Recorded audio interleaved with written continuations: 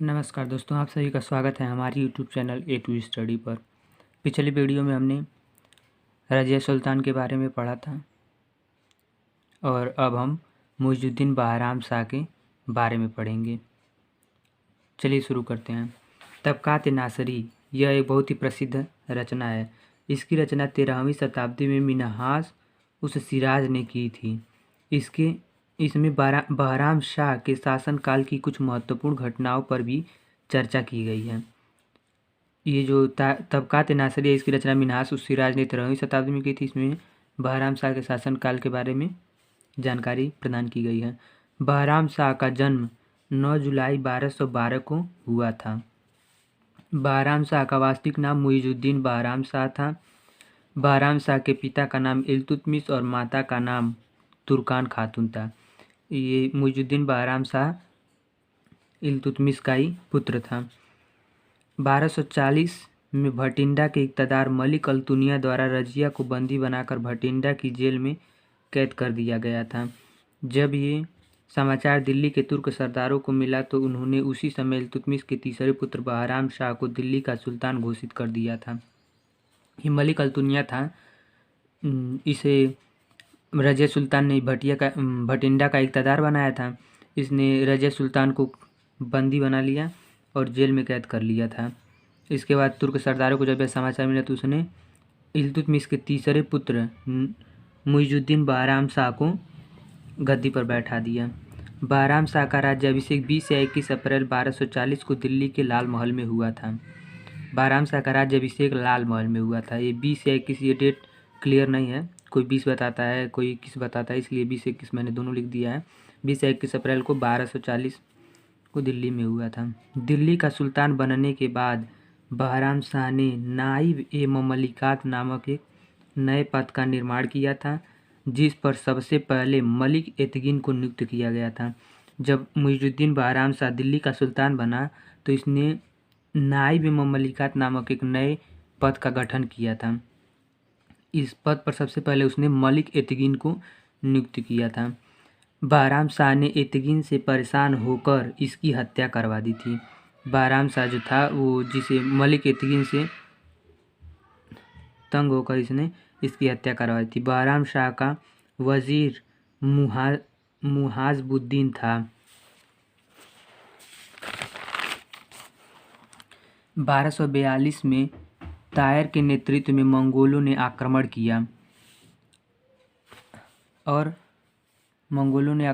और लाहौर पर अधिकार कर लिया था। जब यह समाचार बहराम को मिला तो उसने अपने वजीर मुहाजुबुद्दीन को भेजा और उसके साथ कुछ तुर्क सरदारों को भी भेजा, लेकिन मुहाजुबुद्दीन ने तुर्क सरदारों की हत्या कर दी थी। तुर्क सरदारों की हत्या के बाद दिल्ली के तुर्क सरदारों ने बहराम शाह को बंदी बना लिया और 12 मई 1242 को उसकी हत्या कर दी गई थी। अब आगे बढ़ते हैं, जिसमें हम पढ़ेंगे अलाउद्दीन मसूद शाह के बारे में। अलाउद्दीन मसूद शाह, इसने 1242 ईस्वी से 1246 ईस्वी तक शासन किया था। तबकात ए नासरी, इसमें मसूद शाह के शासनकाल की विस्तृत जानकारी मिलती है। तारीख ए मुबारक शाही, इसकी रचना सैयद वंश के शासक मुबारक शाह के शासनकाल में याहिया बिन अहमद सरहिंदी के द्वारा की गई थी। सैयद वंश हम आगे पढ़ेंगे, जिसमें एक बहुत ही प्रसिद्ध लेखक थे जिनका नाम था याहिया बिन अहमद सरहिंदी। इनके द्वारा ये रचना की गई थी तारीख ए मुबारक शाही। वैसे तो हम इस ग्रंथ में सैयद वंश का इतिहास मिलता है, परंतु कुछ इतिहास अन्य शासकों का भी मिलता है, जिसमें अलाउद्दीन मसूद शाह के इतिहास का उल्लेख भी किया गया है। अलाउद्दीन मसूद शाह रुकनुद्दीन फिरोज शाह का पुत्र था। बहराम शाह की हत्या के बाद अलाउद्दीन मसूद शाह को दिल्ली का सुल्तान घोषित कर दिया गया था। अलाउद्दीन मसूद शाह ने नाइब ममलिकात के पद पर मलिक कुतुबुद्दीन हसन को नियुक्त किया था। नाइब ममलिकात का जिसमें वो रुकनुद्दीन फिरोज शाह और निजामुद्दीन बहराम शाह ने इसका गठन किया था और इस पर इसने मलिक कुतुबुद्दीन हसन को नियुक्त किया था। मुख्य काजी का पद इमामुद्दीन हसन को दिया गया था।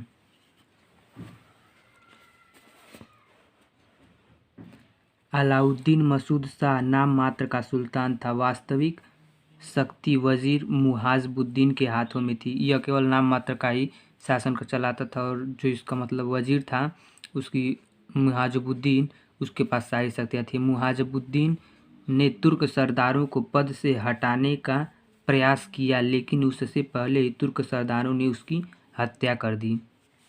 मुहाजुबुद्दीन की हत्या के बाद नया वजीर नजमुद्दीन अबू बक्र को बनाया गया था।